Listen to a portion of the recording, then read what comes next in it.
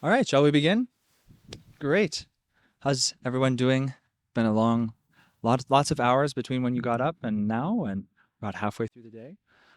But we have an hour and 45 minutes together. And so this will be discussion, music, questions, but fairly casually together. The only thing I ask is maybe don't interrupt me when I'm singing. And other than that, we'll have a good time. So, first things I just have to say, I was suddenly realizing that I'm getting a cosmic joke played on me because I grew up a classical cellist. And so that meant that I had the inconvenience of having to lug around my cello everywhere I went.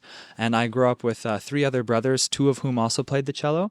And so when we'd go to competitions, it was like a game of Tetris to fit all of us and our cellos and our music into the cars and everything. And now it's actually quite a pain to travel with the cello, as you might imagine. Actually, you have to buy another airline ticket, and it sits like a person in a seat. And so actually, in but so anyway, when I was growing up and I was competing, I would always have this debate with one of my friends who I would compete with constantly. He was an incredible pianist, and we would go back and forth about the advantages and disadvantages of being a string player versus a pianist, because in competition, he would have to stride into a hall, having never played on the piano before, and play on a brand new instrument. And every instrument really has its own personality, especially to someone who's very sensitive to the medium. And so every piano handles a little differently, or that one key is a little bit sticky, and you God hope that that's not like the imperative key of the piece or whatever. And so he would always be so nervous about the fact that he'd have to go in and play on a brand new piano. But I would retort by saying, yes, but you're playing on a Steinway. You're playing on a $500,000 instrument. I'm playing on a $2,000 student cello. But he would say, yeah, but you know exactly how it works. You know exactly how it feels. You can clean it beforehand. You know exactly what you're going into. So we would go back and forth in this way. But then suddenly I realized, oh my God, I'm having the pianist experience right now because I'm playing on a harmonium that's not mine, a guitar that's not mine, and a cello that's not mine. And the only thing I've brought over is my bow from California. So at least I know how my bow feels. But you also may notice there's some tape on this cello. This is someone's student cello. And you also may notice that it looks a little small, and it's because it is a little small.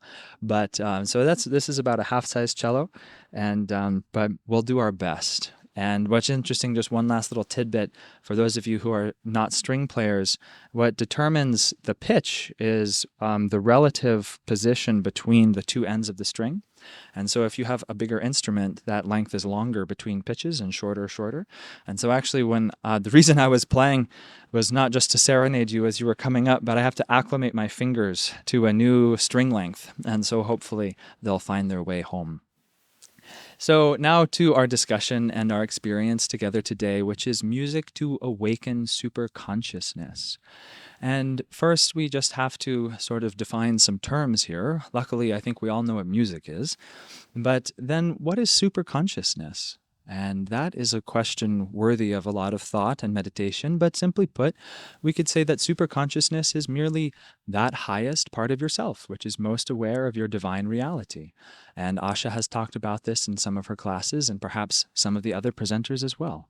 But it is not something that's separate from us, rather, it is the highest part of us. And just as we've all had good days and beautiful moments and experiences of deep inspiration, we've also had some moments of despair and some moments of suffering. But now here's something to consider. When you're feeling gloomy and you're feeling lonely, what kind of music do you put on? What sort of music do you listen to?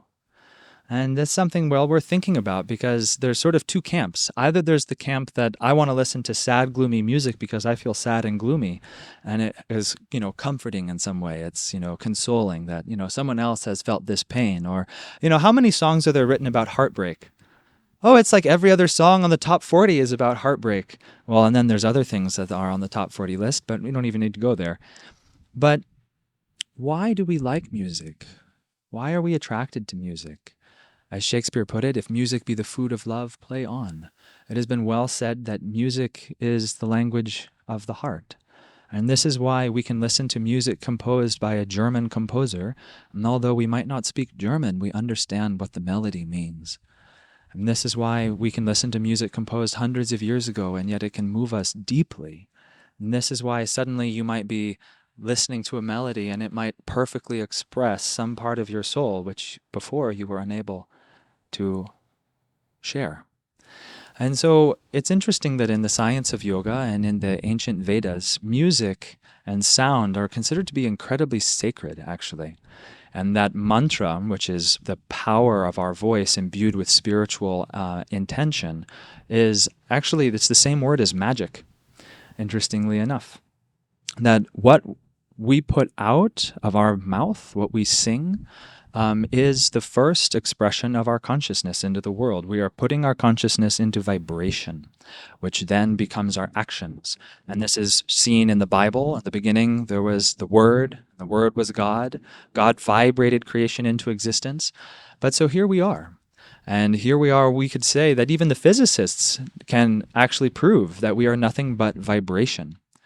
It's a very subtle vibration, but a vibration we are nonetheless. I was actually talking recently with a friend of mine who's a cosmologist, and she was confirming that, in fact, the whole universe is nothing but music. And Rumi says this. He says, now I listen to the music of the universe. This is what Yogananda said. That is what the cosmic vibration of Om is. It's the vibration of the universe. And so music has a tremendous power because music as vibration is actually perhaps the closest art form to our own consciousness. But before I go any further, then, I've already said the word art form. Something we need to consider is, what is art? I don't want to get too esoteric or too intellectual here, but Swami Kriyananda beautifully said that art is a personification and an expression of the artist's state of consciousness. And so we appreciate the art that vibrates in a similar sphere of consciousness to our own.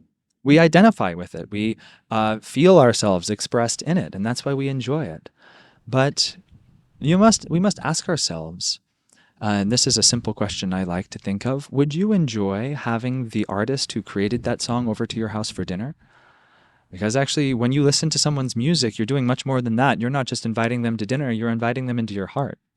And you're asking them to share with you their perception of the world, not an intellectual stance, but an inner experience of what life is. And that's what music is doing. And so when we talk about music in the context of yoga or music in the context of awakening superconsciousness, what we must ask is, from what state of consciousness was the music composed? And if the music was composed from heartbreak and anguish and desire or any of the other human conditions that we're all heir to, well, then it will certainly help you to express and experience those human qualities. But this is why we chant. This is why we take these sacred mantras, because they have within them contained an incredible spiritual power.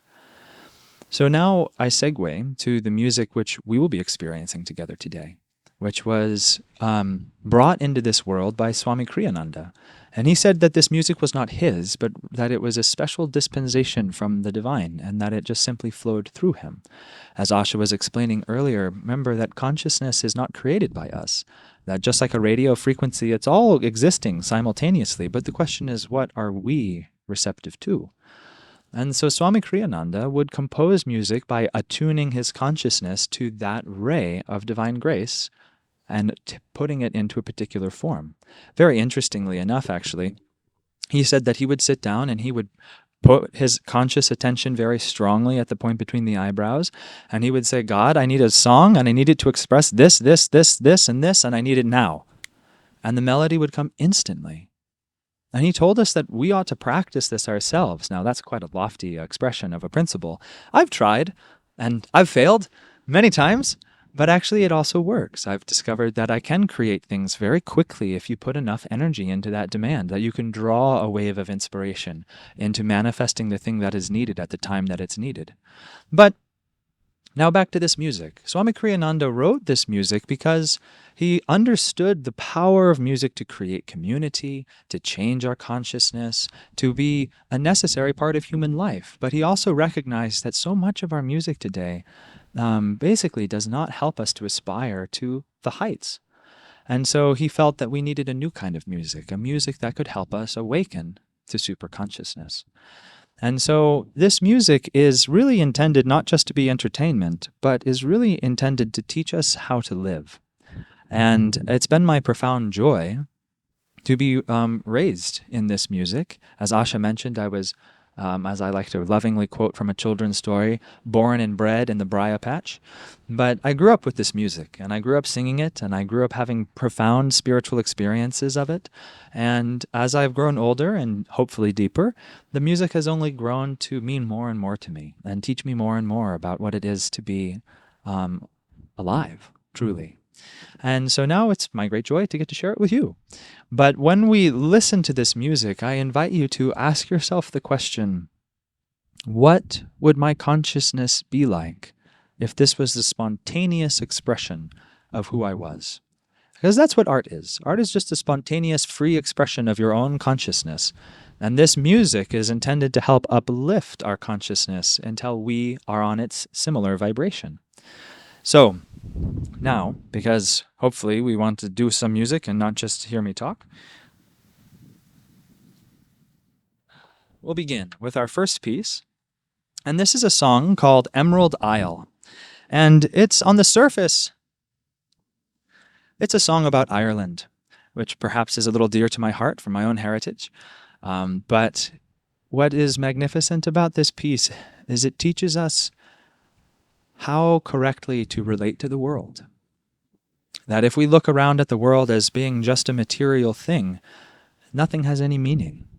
But if we see the world as a symbol for a divine reality, then everything becomes rich and ripe with deep meaning and inspiration. And so on the surface, this is a song about Ireland, but on the deeper level, this is a song teaching us how to view the entire world.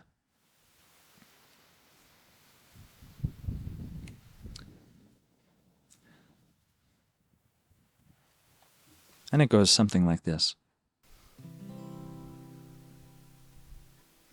Come here while I sing you of emerald hills, of valleys and meadows so fair, that all who have seen them have carried away memories in their hearts, friends, like the lilacs of May. Oh, my song is the story of the lilacs of May. My song is the story of deer on the hills, of larks that soar seeking the sun, of nightingales lifting the curtain of night, as with music they bring down heaven's blessing of light. Oh, my song is the story of God's blessing of light. Come join me in singing of that emerald isle, of flowers that like jewels besprinkle the lea, of waterfalls eager to embrace the wide sea, as we with our Maker united would be, as we with our Maker reunited would be. Come here while I sing you of emerald hills, of valleys and meadows so fair, that all who have seen them have carried away memories in their hearts, friends, like the lilacs of May. Oh, my song is the story of the lilacs of May.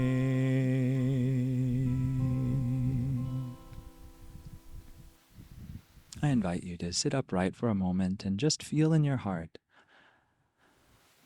for what vibration that song leaves you with. And again, ask yourself, what would life be like if I were able to view it in this spirit?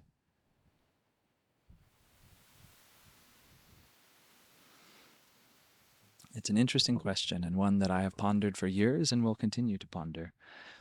But sometimes we think that spirituality is confined only to a yoga mat and pious experiences and, holding our hands clasped in namaste at all times.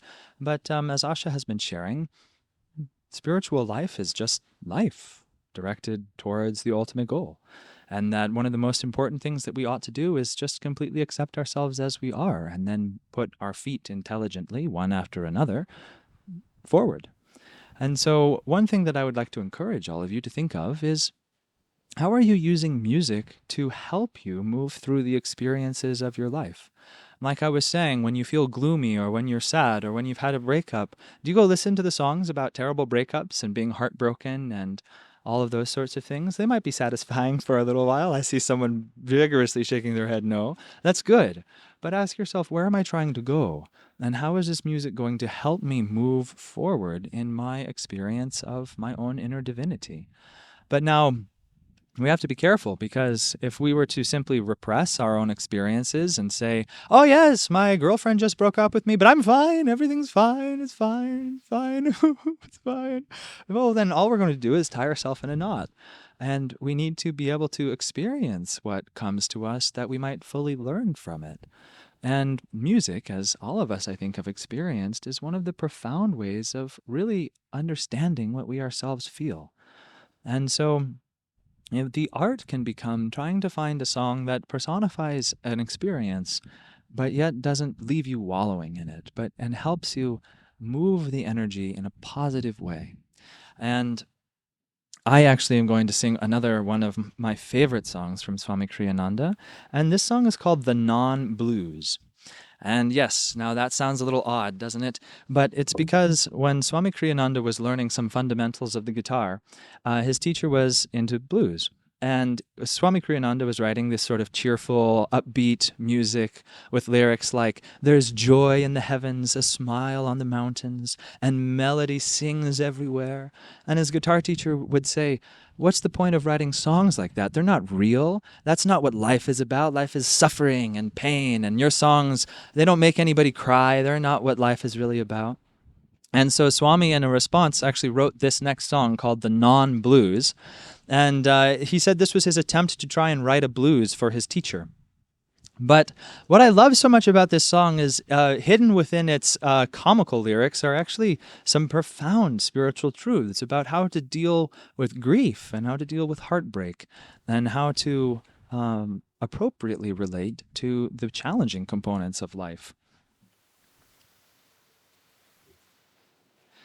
So I'll go ahead and sing it for us in just a second, and I'll do my best to sing it with the spirit that in which it was intended. But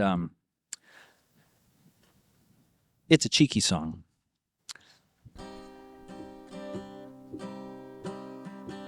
What am I doing hanging out in this cellar? It's like this. I'm composing a blue. No, it ain't the blues, 'cause it's only the one. And brother, one's all I can do. Well, I'm hanging my head like I oughta. How's this? Have I got the hang of it? My chair is a case of gin, and my mouth I have drooped like a Saint Bernard till its corners are touching my chin. You may ask why you're feeling so blue. Well, I ain't, I just thought I should try. 'Cause some fella said all those songs of yours ain't for real, they don't make no one cry. So I thought, let's just find me some cellar, for the only way to feel blue is forget the sun and pretend the world is as dark as a fireplace flue. Oh yeah, that's realism, yeah. Love that gutter. Yet, I wonder if we ain't been misled. How much reality can a man see, anyway, when all he does all day is hanging his head? Now it ain't that I don't know what grief is. This old heart has had its full share.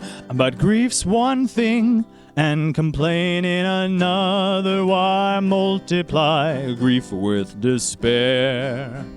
For I find that this whole world around me, like a mirror upon the wall, smiles back when I smile, looks blue when I'm blue, and that blue shade I don't like at all. So I'm going back to my bad old haunts. My time here is almost done. The fact is, fella, I can't stand this cellar. I've just gotta get out in the sun. There. Now, I want to bring a few things to our attention from a piece like this. I love that this song actually addresses what real human suffering is. He says in the 6th verse, of all things, there's quite a few in this one, now it ain't that I don't know what grief is. This old heart has had its full share.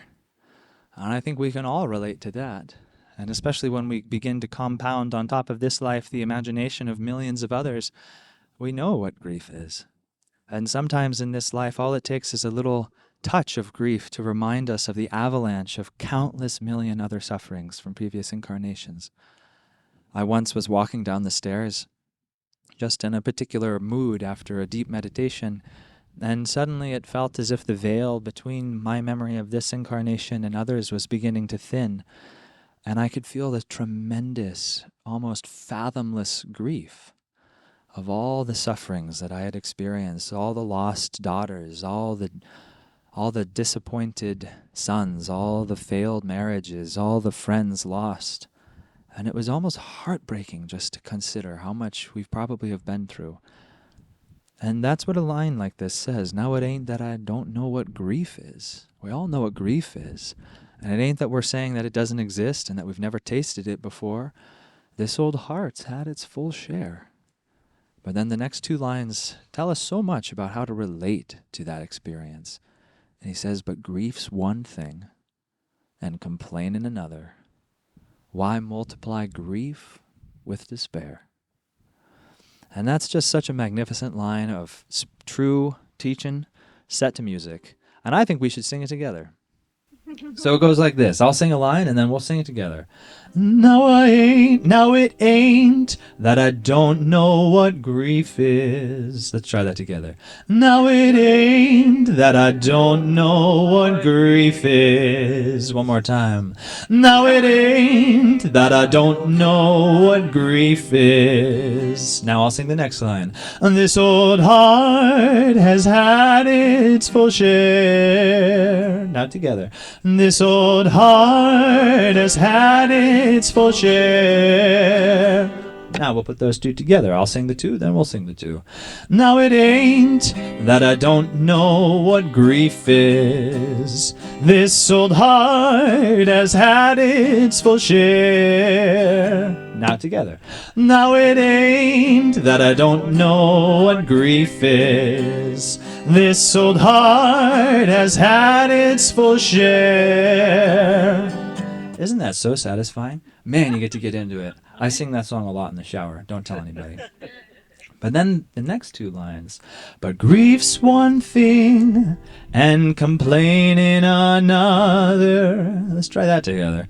But grief's one thing, and complaining another. Again. But grief's one thing, and complaining another. And then finally, why multiply grief with despair? Together. Why multiply grief with despair? One more time, that last line. Why multiply grief with despair?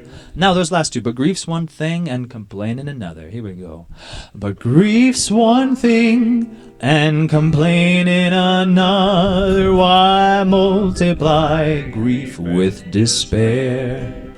Now let's sing that whole verse. I'll sing it once, we'll sing it together.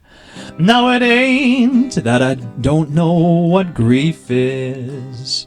This old heart has had its full share. But grief's one thing and complaining another. Why multiply grief with despair? Now together. Now it ain't that I don't know what grief is. This old heart has had its full share. But grief's one thing and complaining another. Why multiply grief with despair? Gosh. Try and remember that one, huh? The next time you're going through something. I love this because right here, I can't tell you how many times I've sung that verse when I'm facing a grief. It's not to say that it doesn't exist, but what are we going to do about it becomes the next question. And then, guess what? What's the next verse? For I find that this whole world around me, like a mirror upon the wall, smiles back when I smile, looks blue when I'm blue, and that blue shade I don't like at all. And there's so much truth to be had in that. And the thing about this kind of music is, if you go to a friend and you're like, my girlfriend just left me or my mother just passed away, and they say, well, just smile. The world will smile back at you. That's not really very helpful, is it? We tend to resist that because it doesn't acknowledge the fact that what we're going through is painful. And so I love a piece of music like this because it acknowledges first the experience that you're having, but then simultaneously takes you by the hand and says, but let me show you how to move through it. And that's a gift that music can give you. And music can change your heart in the moment that you're listening to it. And so I encourage you just to think when next time you're flipping on the radio or you're putting in a CD or you're playing that playlist in your car, what frequency of consciousness are you wanting to tune into? And now I'm going to diverge for a second and talk a little bit about that. Because I'm going to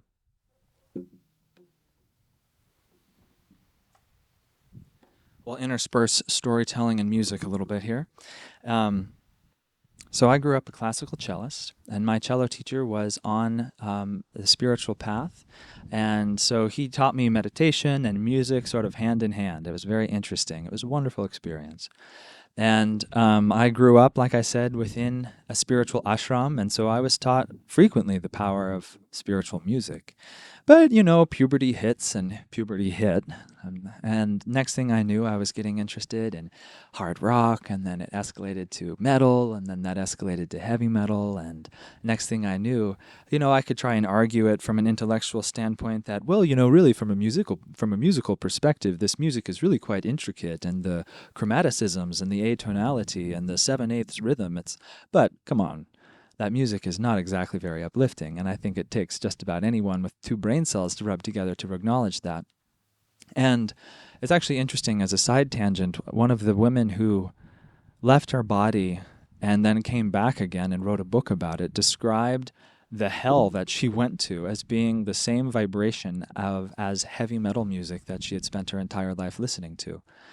And so at any rate, flash forward, me in high school, I'm loving the power, the experience of energy and power that is unleashed through listening to this sort of music. And, everybody has their Achilles heel. Mine wasn't really necessarily sad songs. It was sort of that genre of music that I've described. And I was getting into it. I was enjoying it. And then what became very interesting was I was asked to become the head of a music ministry for one of our spiritual communities in Los Angeles. And so I would go in and I'd give classes and I'd give talks and I'd tell people, oh, the power of music is so profound. It'll change your consciousness. You should be really aware of what sort of, subliminal messaging you're putting into your consciousness through the lyrics of these music. Because, for example, how many times have you guys walked into a shopping mall and you heard the chorus of a pop song, and then next thing you know, you wake up at midnight to go use the bathroom and that song is running in your head? And you think to yourself, good God, like what was going on in my back of my brain this whole time while I've been sleeping? Well, but that's really quite a powerful influence on the way that we see the world, because it's shaping our first response, shaping that habitual first response to life. And so I finally woke up to the fact that I was actually displaying an alarmingly low amount of integrity by the fact that I was coming in and telling people, pay attention to the music that you're listening to. It affects your consciousness, and then getting in the car and putting in this like egregious heavy metal. And I thought to myself, well, gee, I guess I better change that. And I stopped cold turkey and started listening. I decided for an entire month, the only thing I would listen to was the Gayatri mantra and the Mahamrityunjaya mantra, which are two profound, incredibly potent spiritual mantras. And here's what was very, very interesting. As I began to do that, it was sort of like having withdrawal. I would yearn so bad for the hyper stimulation of the old music that I used to listen to, the rush that it would give me. But I stuck to my guns, and I listened only to those two mantras. And I began to be able to clearly see how that old music had actually influenced me. Because guess what? It was still playing in the back of my mind. And especially because being a trained musician, I know how to concentrate on music and I know how to put it in my mind. And so I'd be sitting there listening, Om Triambakam Yajamahe Sagandim, and in the background, there was something alarming playing. And I noticed that when I woke up in the morning, the first thing that I heard in my mind was not the Gayatri mantra. And I noticed that when someone would say something to me that aggravated me, the first thing that sprung out of my heart was a lyric from someone whose version of life was not what I would like it to be.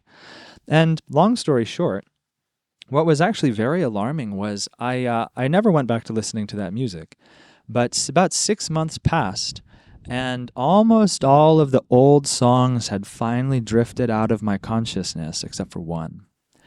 And it was a terrible one. And the main part of the song was basically the person is singing about being overcome by their own inner demons to the point where they don't even recognize themselves, and they're so disgusted with what they've become that they hope they die. And it was like, wow, that's really quite depressing to think about. But there it was. So anyway, I'm a yogi, I'm meditating, I'm teaching classes, I'm talking about the power of music, and in the back of my mind, bang, I can hear this thing blaring in the back of my mind. And what was very interesting was it was such a deep groove in my brain that 6 months had passed and still it was ringing, ringing, ringing. And now here's the interesting thing. Yogananda said that habits are like, he made the analogy that they're like grooves in a record, that you grind the grooves into the record, and then anytime the needle slips into that groove, it plays the song, and it'll play it from start to finish. And that could not have been more true for my brain in this particular song that was stuck in my head. And I had been trying hard to wipe away that groove in my brain, but it had been so strongly put there by repetition and by enjoyment and habit. It was really quite alarming. And finally, after about 6 months, and actually honestly quite a lot of prayer, I finally was relieved of that song by nothing less than, I would say, a divine intervention, actually to the point I can't even remember how the melody goes, which is a delight. But the reason I'm saying all this is because we really ought to be very careful what we put in our consciousness. We ought to be very aware of the fact that it's influencing us on a very deep level. And even neurologists can prove this, that we have those mirror neurons that are constantly listening and picking up the environment and the stimulation, and that even there's parts of our subconscious mind that cannot differentiate between what we hear, see, or perceive and being our own experience. So we hear the lyrics of that song, and there's a part of our subconscious mind that says automatically, that's my experience. And we begin, if we take that more and more deeply, we really begin to think that it's our experience. And so, guess what? The more I listened to that sort of music, the more dark and bleak my world appeared. And the only reason I liked listening to it was because my world was dark and bleak, and I was lonely, and I was grieving. And so it was actually quite a terrible cycle for me until I broke it by changing the music that I listened to. And I encourage you to just consider, what is the music in your life doing for your consciousness, and how is it helping you to become the person that you'd like to be? Now, I'd like also to talk about the power of melody, because it's not just the lyrics that affect us, but even a happy melody is cheerful by design, isn't it? That we can just hear a happy melody played on an instrument and it makes you feel chipper. And similarly with a sad melody. Actually, so let's play a game. I'm going to play two melodies, and I want you to tell me which one sounds happy.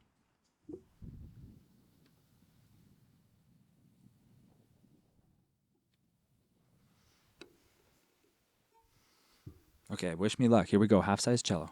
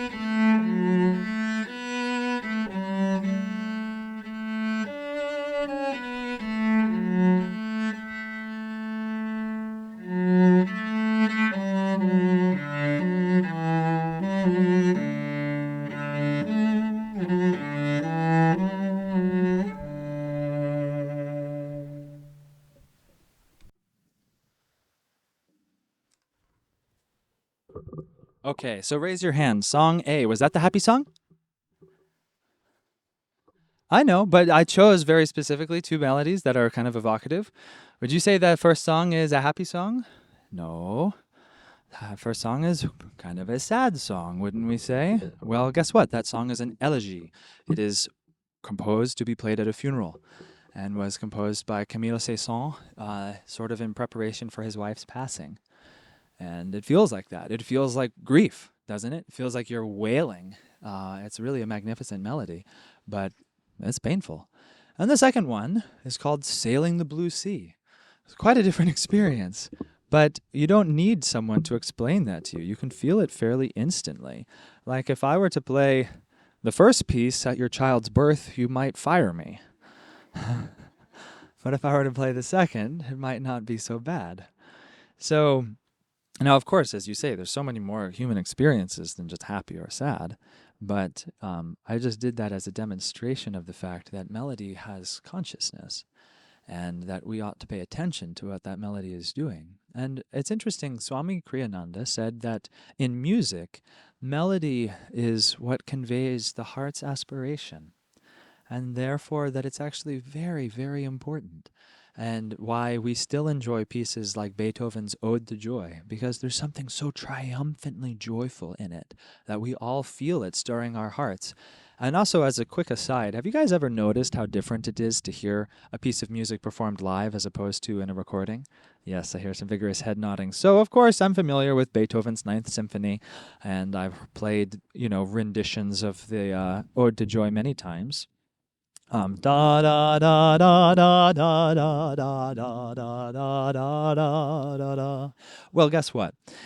I grew up playing that in various orchestrations as a young boy, and then I finally heard it performed by the Los Angeles Philharmonic. Whoa. It is a very different experience performed by an entire Philharmonic and a choir.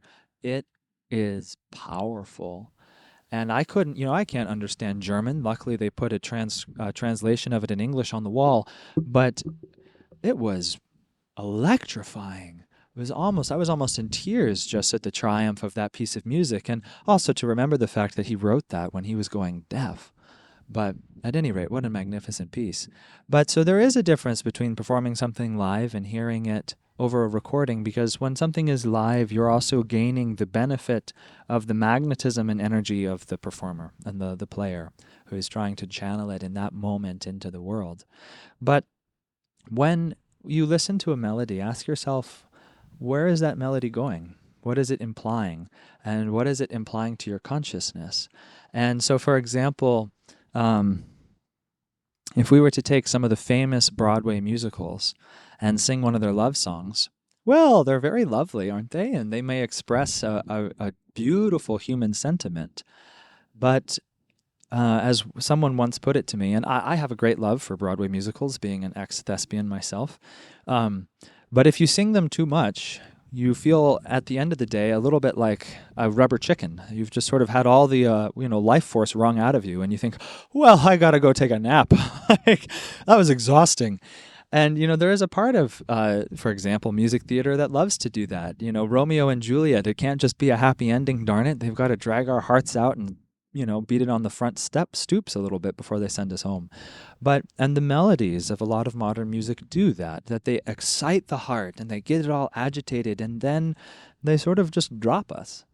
Whereas what a melody ought to do is help us always to point that devotion or the sweetness and the awakened energy of the heart upwards again. And one could make, I don't want to make any examples out of modern music, because actually, for one, it's sort of out of my consciousness at this point, so I wouldn't do a very good job of that. But there is one that I can use to demonstrate this principle very easily.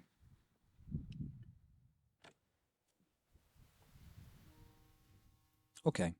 This is a very simple melody of Swami Kriyananda's, and I'll sing it a few times, which will serve as a way for us to all learn it together. Little did you know I'd be turning you into an impromptu choir. I told you I was a choir director, so now you're going to become one. Okay, so the melody goes like this. I'll just sing it first, actually.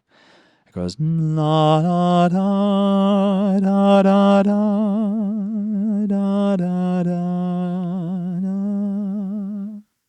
Can you hear already, just in that first melodic line, where does it end? Does it end sort of back on its ground, on the ground floor? No, it ends with a really clear and definite hope. Some sort of yearning is implied there. Now, if we put the lyrics over the top of that, long I've called you, my Lord, long I've called you. Another composer may have written, long I've called you, my Lord, long I've called you. Can you hear how that instantly brings it to Broadway? That's the Broadway version of that song. Because you go, oh, I've called, and you're not answering, and it hurts. Versus, long I've called you, is still the hope that it will be answered. Long I've called you, my Lord, long I've called you. And the second line, many years I have longed for your sight. Same melodic phrase, different lyrics. Bathe the darkness with tears tears. Here we break the form to show a little more aspiration, a little more intensity of yearning. Tears of devotion, offered candles in prayer to your light. And then we go for the zenith of expression in the song. How much longer, friend, must I cry your name? I am yours, ever yours. Will you come? But there's a few things that I want to highlight about this melody. At the zenith, how much longer, friend? Even on that high note, it has a degree of restraint. Whereas if we were in Broadway, they would just blow the roof off on that top note and try and squeeze your heart for everything that it's worth. But here it's showing the restraint, because remember, actually, an important aside is when we're trying to cultivate deeper devotion. This was a technique suggested by Swami Kriyananda, which has been invaluable to a bhakti yogi like me. That have you ever noticed when you're feeling an upswelling of devotion, perhaps in chanting or some other experience, that actually if you begin to express it too much outwardly, perhaps through tears, it actually diminishes the experience. And it leaves you, although beautiful, it leaves you a little spent. And actually, Swami Kriyananda suggested that when you really feel the power of the heart generating and growing, that what we should do is try to calm it, interiorize it, and uplift it, and offer it. And that way, the devotion grows from a momentary experience of passion into a deeper, constant torch that can be held in your brain and in your heart constantly. It's much sweeter that way. It's sort of like the difference between a one-night incredible romance and a lifelong love. We want to hold just a little bit of that power so we can refine it. And in the melody, we see that expressed. How much longer, friend, must I cry your name? And then one of my favorite parts of this whole melody. I am yours, ever yours. That we say that twice. We don't need to say that twice, but it is the deepest affirmation of love. And then the final notes, because again, I am yours, ever yours, is just on the verge of being utterly heartbreaking. And we could end the song, will you come? But if we were to end it there, it would feel a little bit more like defeat than aspiration. It would feel as if that divine beloved would never come. But if instead we end it, I am yours, ever yours, will you come? It implies that that coming will someday arrive, and that we will wait patiently with great love for when it does come. So there's so much in a melody. There's so much in a melody. And so, actually, we're going to step that down a little bit to a more appropriate range, and then I'd like us to try singing that together.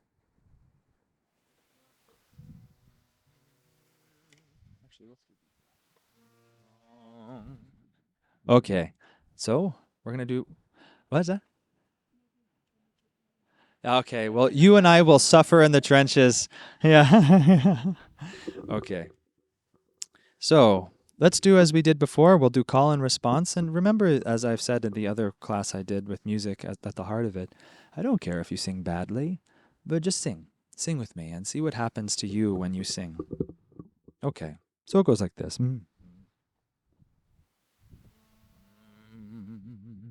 Wait. I think that's going to be appropriate. Okay, so... long I've called you, my Lord, long I've called you. Let's try that together. Long I've called you, my Lord,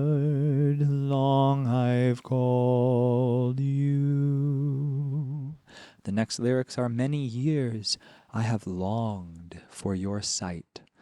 And it's the same melody. Many years I have longed for your sight. Let's sing those two lines together. Long I've called you, my Lord, long I've called you. Many years I have longed for your sight. Now the next lyrics are, bathed the darkness with tears of devotion. Bathed the darkness with tears of devotion. Again.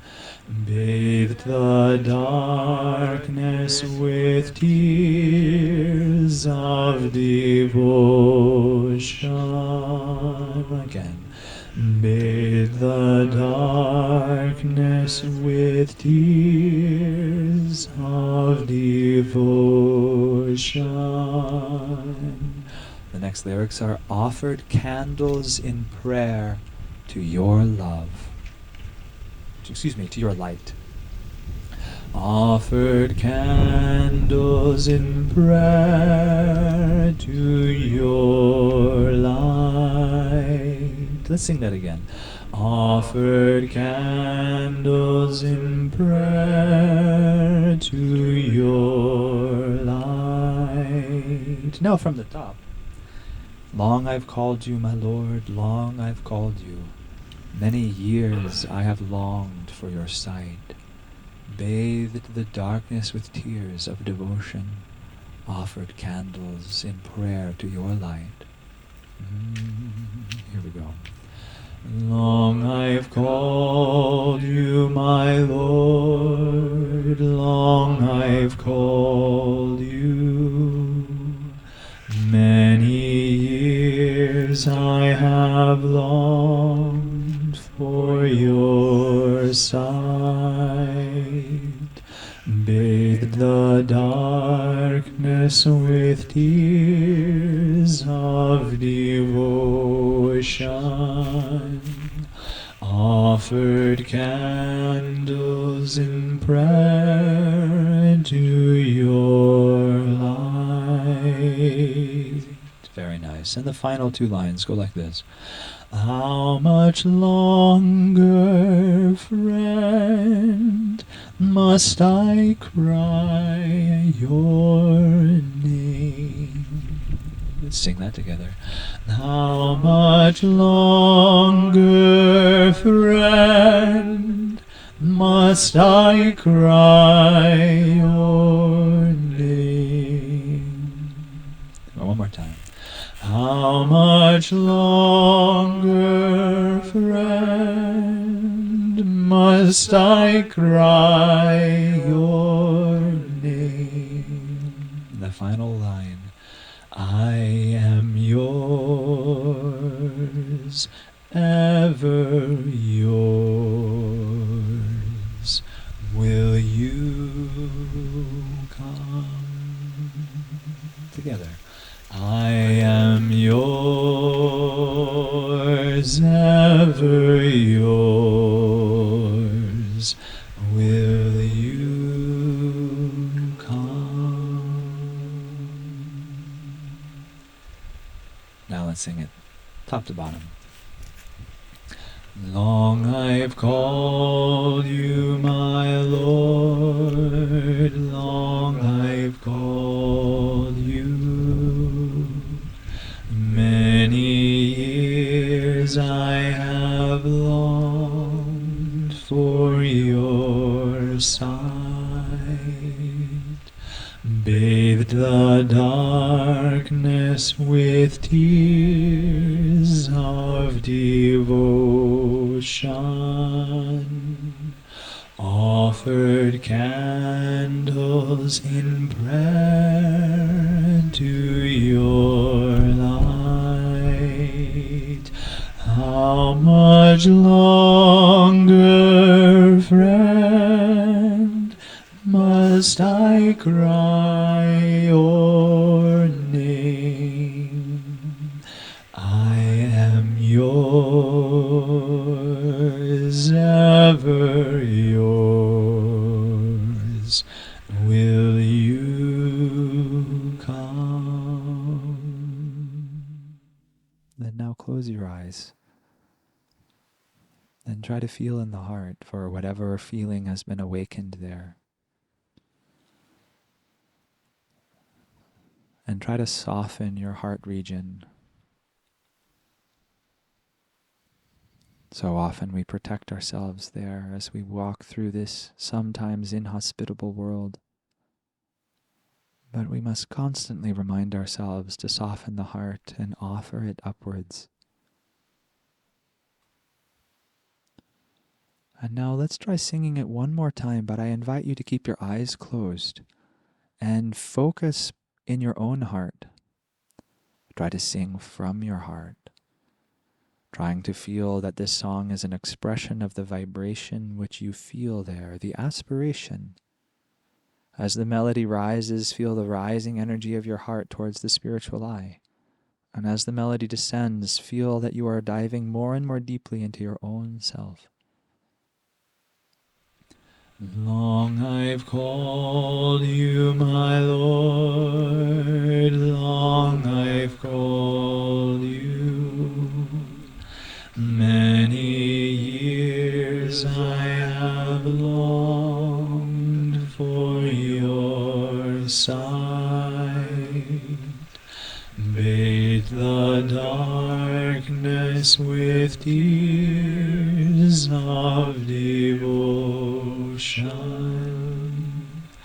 offered candles in prayer to your light. How much longer, friend, must I cry your name? I am yours, ever yours. Will you come?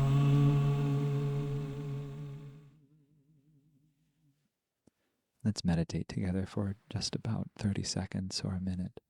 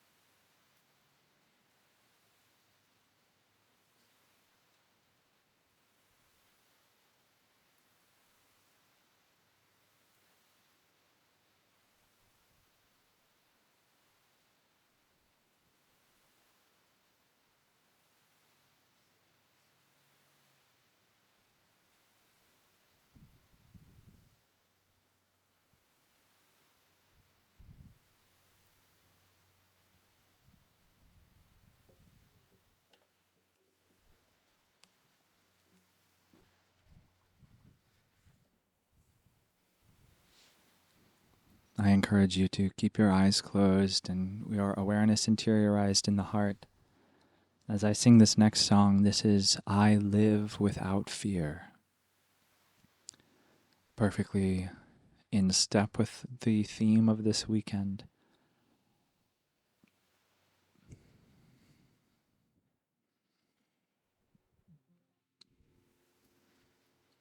Though green summer fade and winter draw near, my Lord, in your presence I live without fear. Through tempest, through snows, through turbulent tide, the touch of your hand is my strength and my guide. I ask for no riches that death can destroy. I crave only thee, your love and your joy. I ask for no riches that death can destroy. I crave only thee, your love and your joy. The dancers will pass, the singing must end. I welcome the darkness with you for my friend.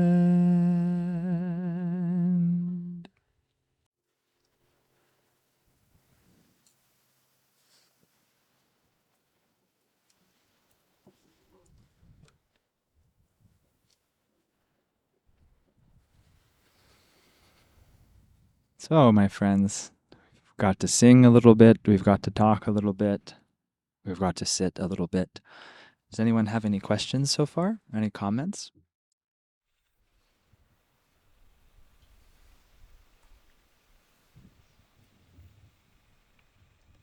When we're talking about songs that sound happy to us or sound sad to us,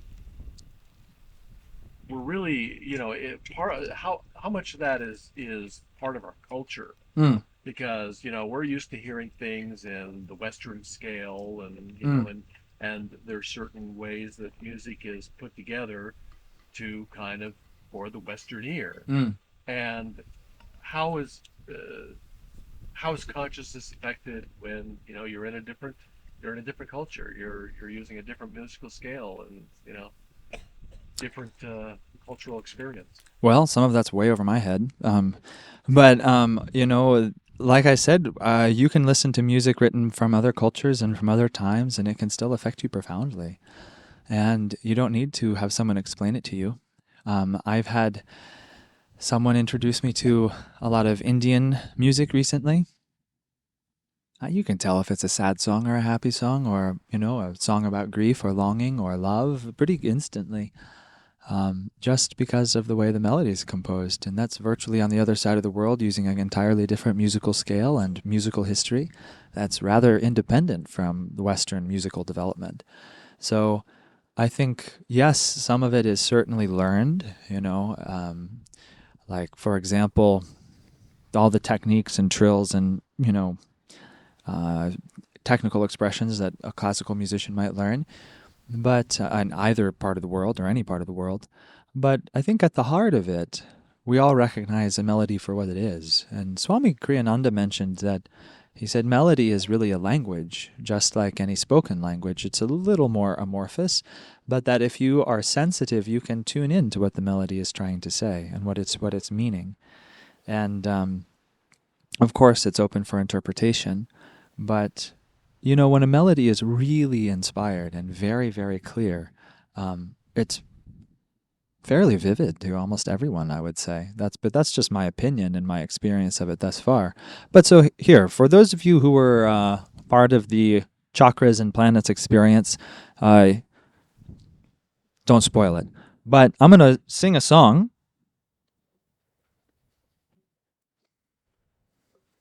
Okay, actually, I can do two. So let's do a little experiment. This is a Bengali song, so it comes from the opposite side of the world, a completely different musical tradition, completely different musical scale, and it goes like this. And I'll even sing it in Bengali. Kole tule ne makali Kaler kole dishnafele Ankole tule ne amakali Kaler kole dishnafele Kole tule ne magali Angaler kole dishnafele Angale kole dishnafele.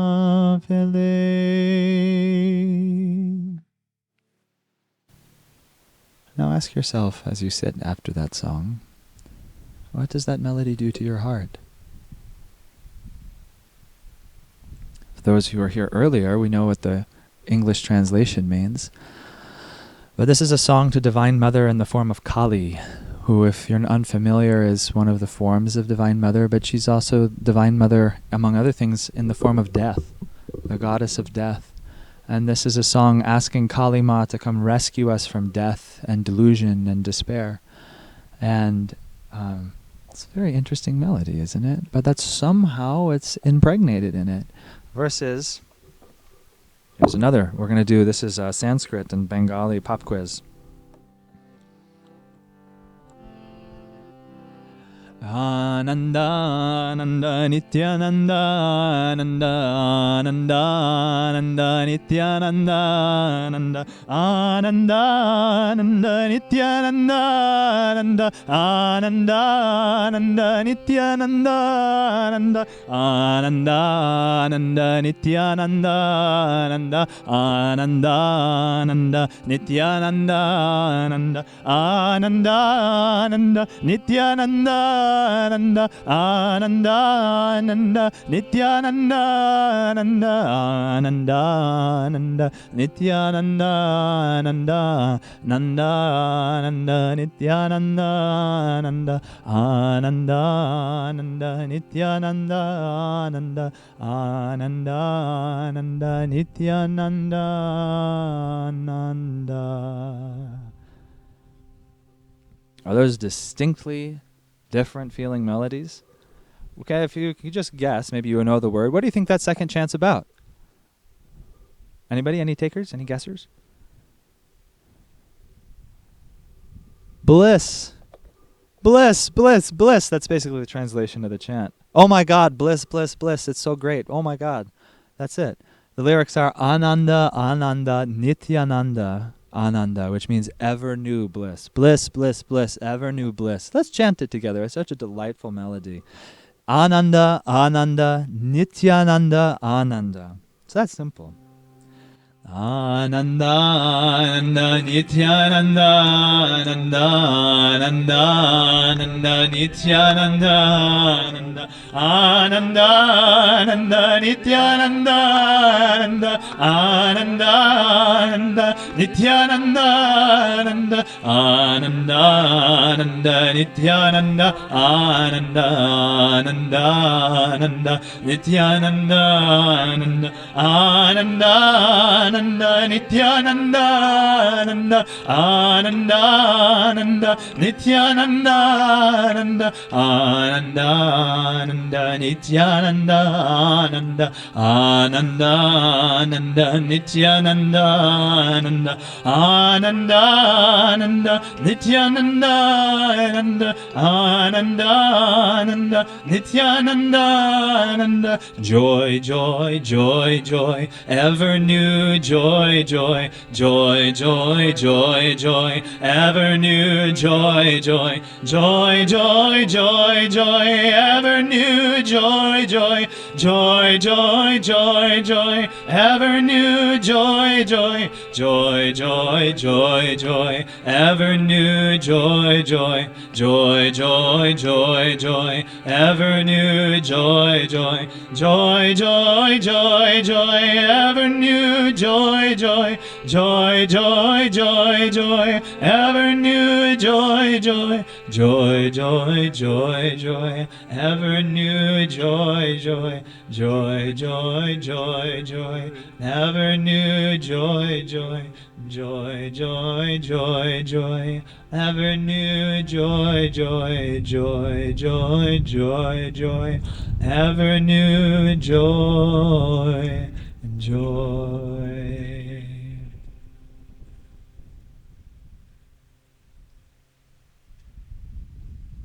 Isn't that a fun chant? I mean, imagine if you wake up in the middle of the night to use the bathroom or get a glass of water, and that's what's going through your head. Now that is a different experience. That is a wonderful thing. I'm very pleased with I shouldn't say with myself, I'm very pleased with God, and I'm very grateful to God when I wake up and this is the kind of music that's in my mind. And this morning I woke up with another chant in my mind. It's actually also a translation from a very famous chant from Guru Nanak. And it's, "O God, beautiful." And it's a chant about finding divinity in all things. The lyrics, he says, "In the forest thou art green, in the mountains thou art high, in the river thou art restless, in the ocean thou art grave. In the serviceful thou art service, in the lover thou art love.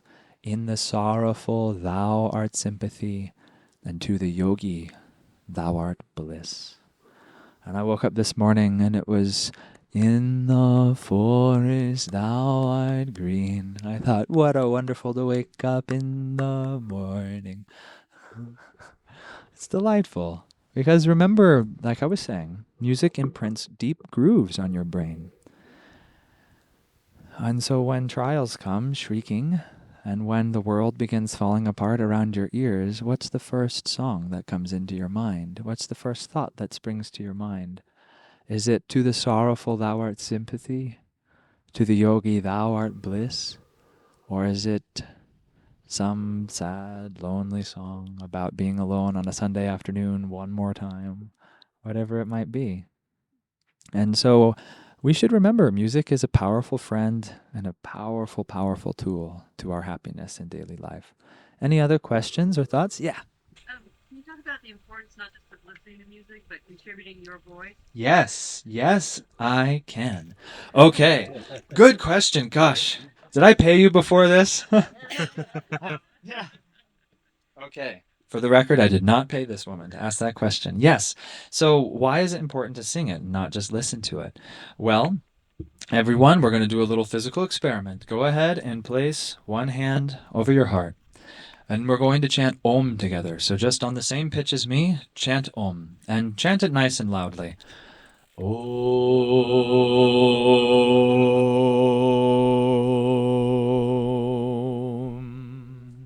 Om.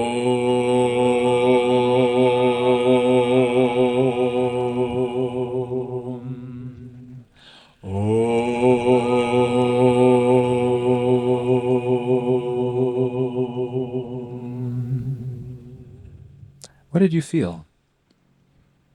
If anyone says bliss, let me come touch your feet.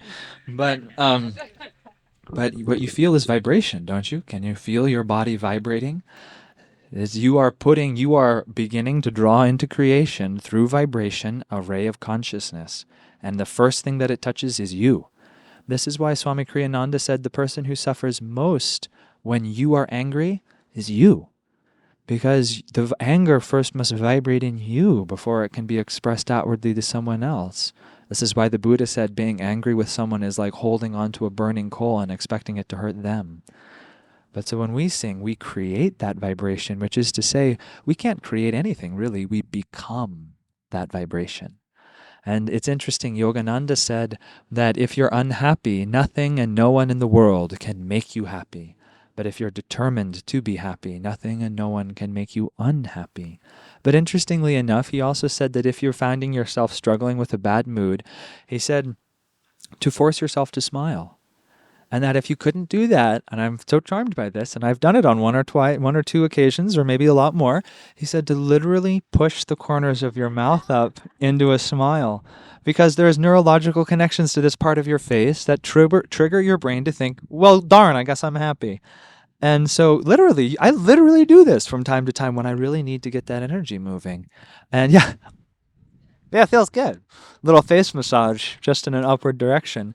But so just as that can begin to influence you when you sing, it changes your heart. And this is why you can hear someone look at you and say those 4 words which have been said more times than perhaps any other, and which are in every single film about love, on which every young person hopes one day they'll hear it told to them, and yet somehow it never grows old no matter how many years we trot on this earth. When someone says, I love you, and they really mean it, it affects you, doesn't it? And that's why when you really mean it, and you say that, and you really mean it, it changes the way you feel, because you are personifying that vibration. And here's a quote that I'd like you all to remember. This single axiom can revolutionize the way you view your life. Yogananda said, the instrument is blessed by that which flows through it.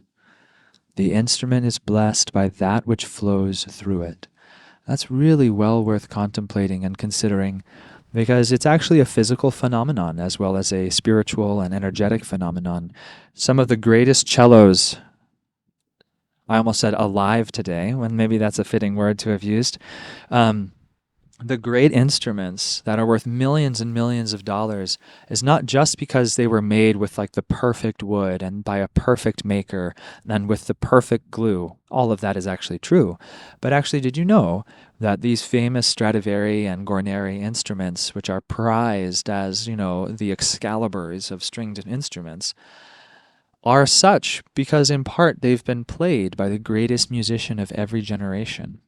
And it's a well-known fact that when I actually went, I played at another event in May, and I rented a cello from a luthier.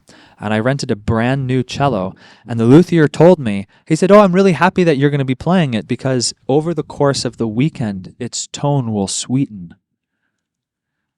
And it's interesting that they've also shown that the instruments sweeten depending upon the skill of the person who plays it.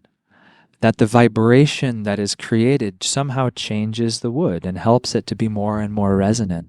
And so I think it's something magnificent that these instruments are not just masterworks of creation, but have been passed down by the greatest players of every generation for the last 300 years.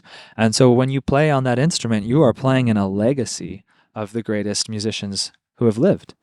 Now, a quick side story. I got to hear Yo-Yo Ma play a concerto in Los Angeles. And of course, every boy's dream is to hear Yo-Yo Ma play if you grew up as a cellist. And what's very interesting, he played a famous concerto called Elgar's Cello Concerto, and it's a beautiful piece. It's very dramatic. It's so intense. And it was composed in the early 20th century, and it was first performed and made famous by a female cellist by the name of Jacqueline Dupre. Anyone ever heard that name before? So hers is an incredible life. She was a cello prodigy, and she really came on the scene, and she played with incredible passion. And she got this Stradivarius, and she was playing, and she was the official spokesperson of that concerto. I encourage you to go listen to a recording of it. And in the recording, it's like she is crying the tears of 1,000 lifetimes through that cello in that piece. It's just heartrending. But her life is an incredibly tragic one, that right when she was reaching the peak of her career, she was married to the conductor of, I believe it was the Philadelphia Philharmonic, but I'm not sure. And she developed MS, and she lost her ability to play. And her husband divorced her, and she lost her music, she lost her husband, she lost her career, and she basically lost everything. What was very interesting, though, was just as before she died, she heard a young prodigy play at the White House when he was about 9 years old, and his name was Yo-Yo Ma. And she heard him play, and she willed her millions of dollar valued cello to Yo-Yo Ma because she knew he was worthy of it. And so when she passed away, he inherited that cello, which was partially made famous by her production of that concerto. So here I am in Los Angeles, and Yo-Yo Ma comes out to play this concerto, which she made famous, and he plays it on her cello. It was magical. And he says that he owns two Stradivariuses, and he said that they're very different. That her Stradivarius is like tempestuous and sharp and has a lot of character, and that he felt that he had to honor her and play that concerto on that cello. But so there was a whole lot of history and vibration that went in behind that moment. It was really magnificent. But remember, the instrument is blessed by that which flows through it. If you would be blessed, offer blessings. If you would feel love, give love. If you wish to experience more peace, give peace. One of the fastest ways to get whatever it is that you're seeking in life is to go find someone who needs it and give it to them. And so when we sing, we are becoming an instrument of the divine. I wrote in a one-man show once when I was performing theater that I said the cello cannot sing by its own. It's an inert object until my fingers and my bow touch its strings, and then suddenly it leaps to life and it can express a whole universe of experience. But without my touch, it lies inert and is just an object. And I realized that I'm just like my cello. And that until the touch of the divine brings its hands onto my heartstrings, I too can make no sound. I too can utter forth no song of devotion, no song of sorrow, no song of grief, no song of joy. And so one of the beautiful things that music can teach us is to realize that our consciousness is not our own, but that we are channeling something. This is one of the reasons why we, as humans, perpetually explore the arts, because as anyone who has ever experienced a deep flow in any art form or any sport, you begin to experience that you're not really the one doing it, but that there is a flow of grace that comes through. And so this is why you must sing. This is why you must sing. Don't be an armchair general on the battlefield of your own life, but get into the fray and sing. Sing, sing, sing. As Swami Kriyananda writes in one of his songs, sing and the battle is won. That just uplift your heart, awaken the energy, direct it in a positive direction, and your life will be different and your life will be better. So this is why it's imperative to sing. I lead a lot of kirtans, and I just want to shake my audience sometimes when they come in and they don't sing. This isn't a performance. Like I said, this is a team sport, and I require you much more than you require me, because I hear me chant all the time. I'm not here to hear me chant. I want to hear us chant. I want to go into it together, and that's where the magic happens. So absolutely, you must sing. And again, it really doesn't matter if you sing well. God doesn't listen to your pitch. He listens to your heart. And that's what's imperative. Very good question. Any others? Yeah. What about humming? Just going not squeezing. Oh, it doesn't count. You're wasting your time. Of course. Of course it works. Of course it helps. Absolutely. By all means, hum, hum, hum, hum, hum all the time. Yeah, when Ellen showed us into our rooms, I walked into my bed, into where I'm staying, and I burst into song. And I don't even really realize it anymore. And I came out and she said, "Oh, it's so nice to hear you sing." And I said, "Yeah, it's just, I'm always singing in the shower."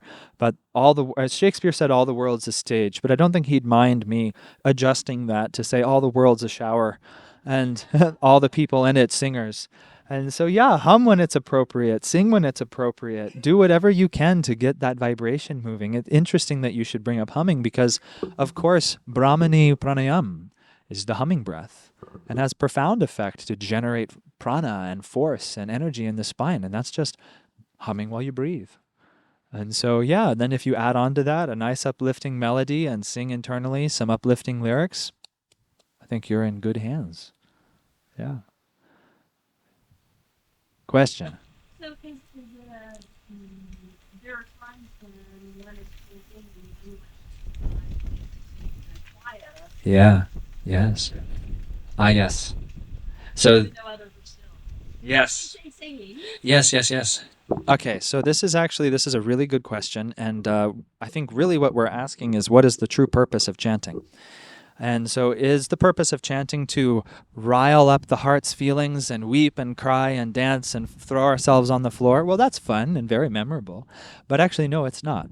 The purpose of chanting or of music of any divine nature is to awaken the heart's energy so we can more completely offer ourselves inside to the divine.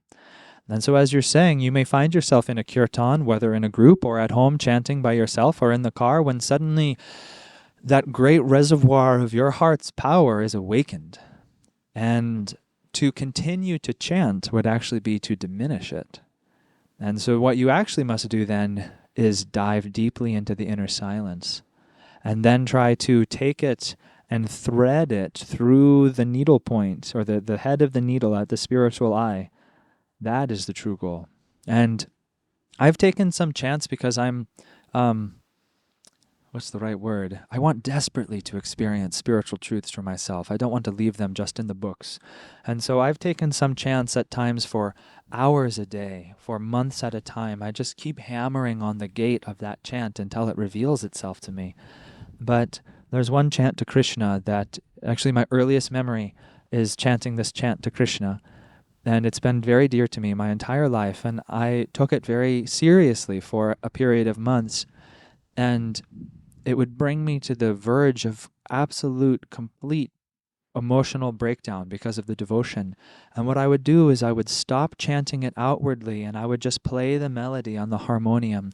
And I would urge my heart's devotion to deepen and to offer itself completely at this point until even I couldn't play the melody anymore. And I was engrossed in, as Yogananda put it, that wordless yearning. That is the true goal of chanting. Wordless yearning, where to even speak would be to diminish, would be to draw down the power of your heart's ambition. But that takes a lot of time, or it can take some time, it can take a lot of energy. But it is one of the sweetest things that I have ever experienced, and I encourage all of you to try and experience it for yourself. Does that answer your question? Then you're in the right place. I want to come sit by you. Absolutely. Anyone else? Are you taking any requests? Sure. I have, my confession is I came in a little late, so you may have done this. But would you be willing to sing Home is a Green Hill? Oh, sure.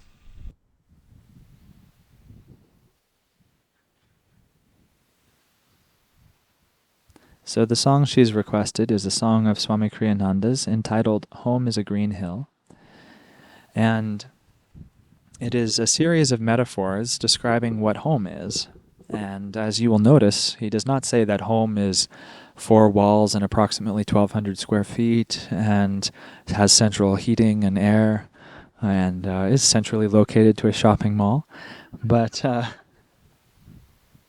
rather, home is an experience of our own consciousness. But it's interesting because, again, spirituality is not disconnected from human experience, that we all desire to have a home. But on the spiritual path, the question becomes, what is home? And what is that experience that we're actually seeking?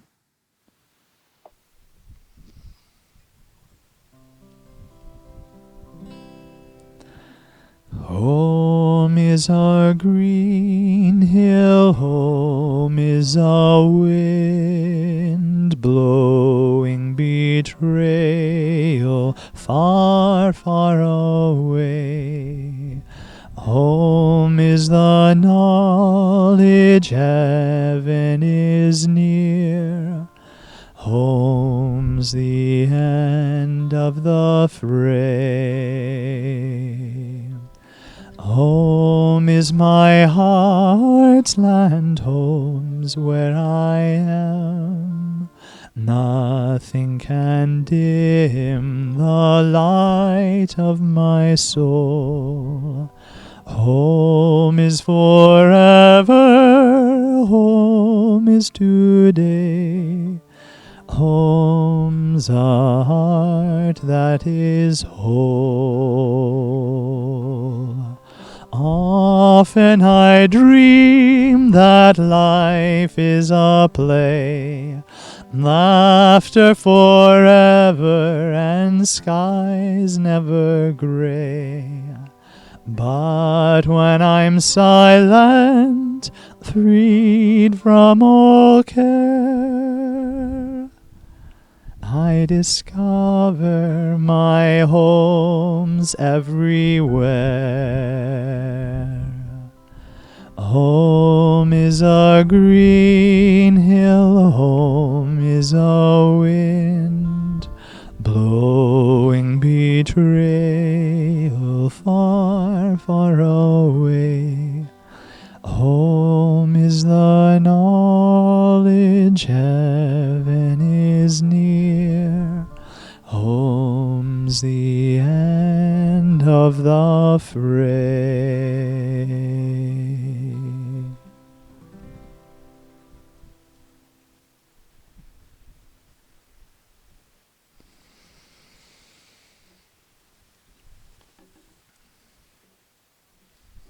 Any other questions? Thoughts?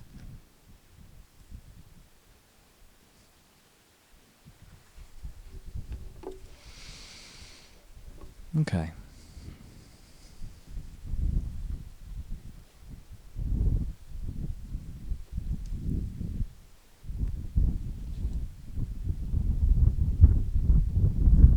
Okay. Let's end with a chant.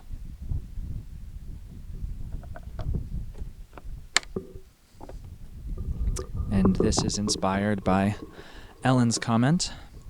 This is the chant to Krishna that I have found so dear.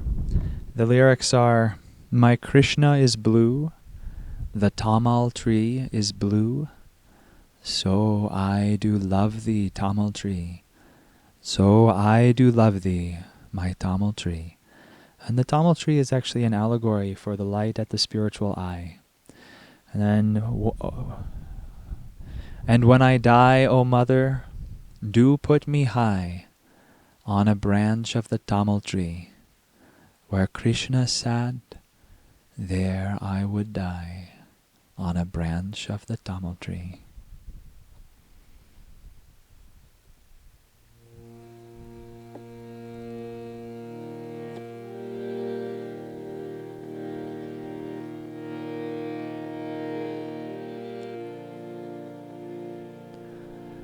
My Krishna is blue, the tamal tree is blue.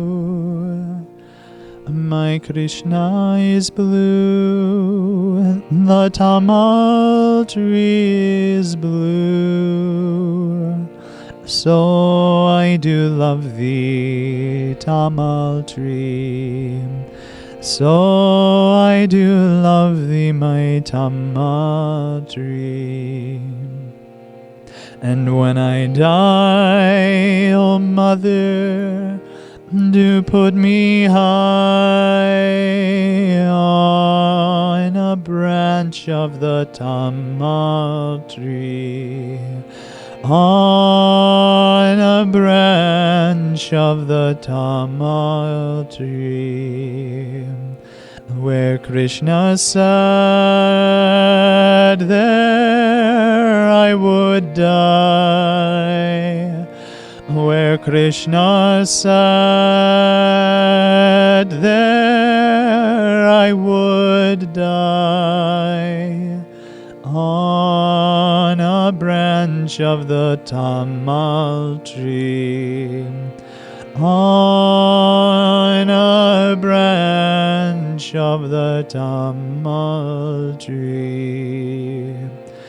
My Krishna is blue, the tamal tree is blue.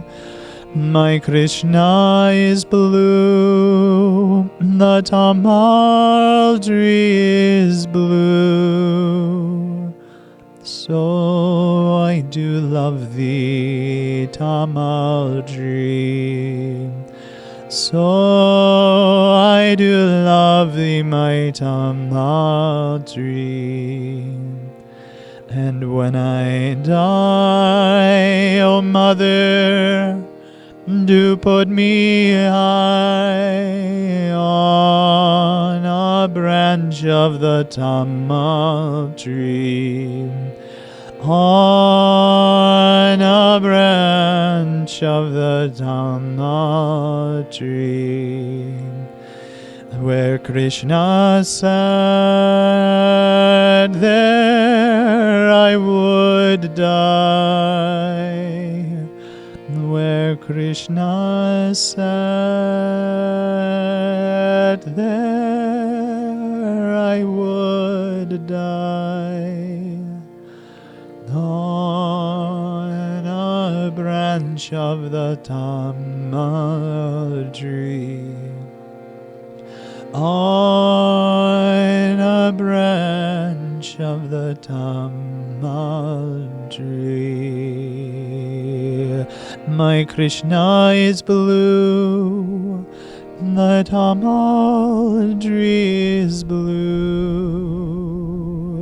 My Krishna is blue, the tamal tree is blue. So I do love thee, tamal tree. So I do love thee, my tamal tree. And when I die, oh mother, do put me high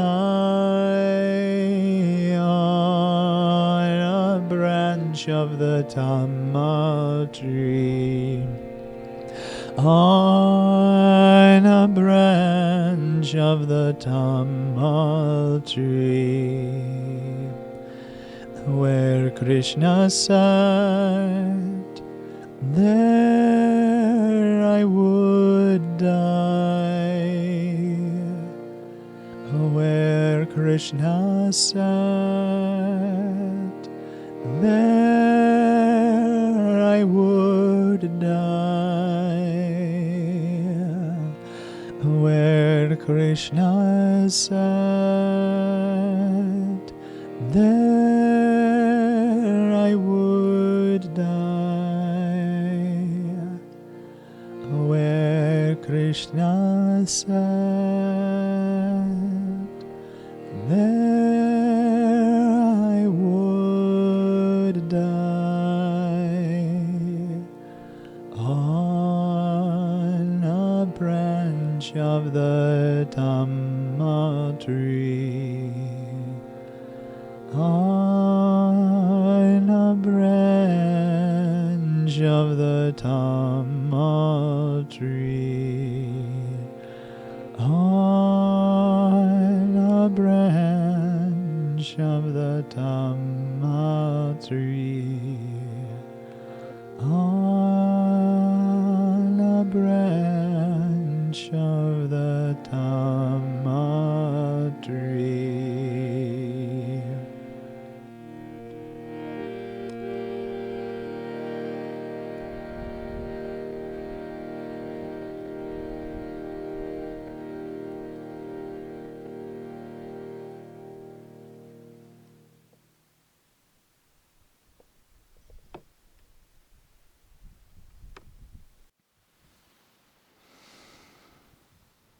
The instrument is blessed by that which flows through it.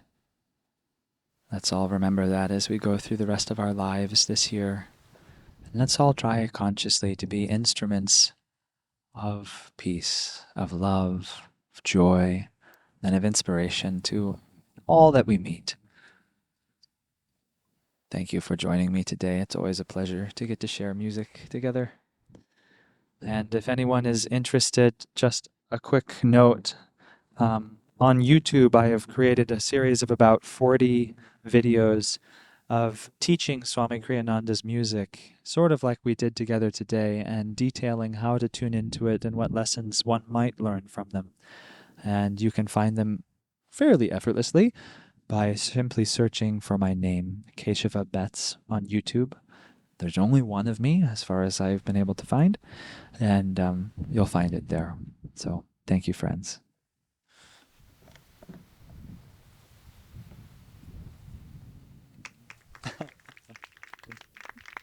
Beautiful.